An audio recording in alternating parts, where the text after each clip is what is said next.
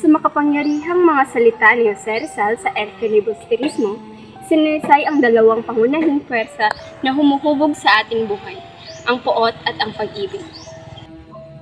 Sinasalamin ng kanyang pahayag ang mga epekto ng bawat emosyon ng tao at sa lipunan.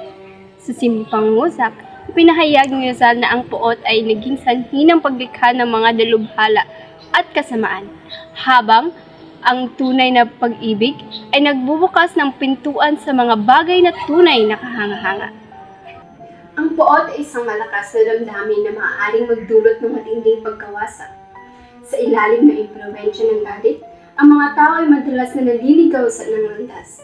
Ang mga desisyon na nagmumula sa puot ay nagdadala ng pagkasira at hindi lamang sa sarili, kundi pati na rin sa iba. Sakli tayo sa kasaysayan kung paano ang mga hidwaan at karanasan ay nagsimula sa galit. Naging dahilan upang magdusa ang marami. Sa ganitong paraan, ang puot ay naging isang dalubhalang halimaw na sumisira sa pagkakaisa at pag-asa. Sa kabaligtaran, ang tunay na pag-ibig ay nagbibigay ng liwanag at inspirasyon. Ang pag-ibig ay hindi lamang isang emosyon. Ito ay isang puwersa na nag-uugnay sa mga tao. Nagbubukas ito ng mga posibilidad at naging sanhi ng paglikha ng mga bagay na maganda at pakipakinabang. Sa pag-ibig, natuto tayong makinig, maunawa at makipagtulungan.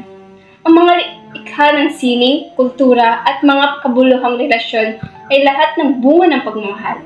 Sa ganitong paraan, ang pag-ibig ang susi sa pagbuo ng mas magandang mundo.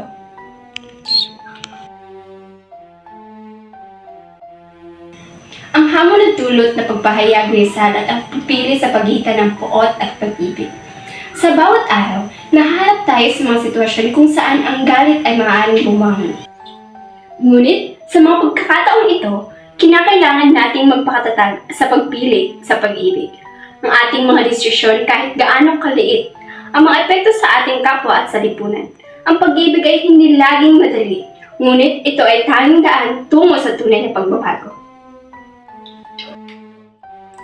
Sa kabuuan, ang salitang iniwan ni Rizal ay nagbigay ng mahalagang aral sa atin. Ang puot ay nagdala ng pagkasira at kasamaan, habang ang pag-ibig ay nagbunga ng kagandahan at pag-asa. Sa huli, nasa atin ang kapangyarihan na pumili. Sa ating kamay, nakasalalay ang paglikha ng mas mabuti sa mundo. Sa pagpili ng pag-ibig, sa kabila ng puot, tayo ay naging tagapaglikha ng mga bagay na tunay na kahanga-hanga. Sa ganitong paraan, ang mga salin ng ating mga puso ay magiging tagapagligtas ng ating lipunan.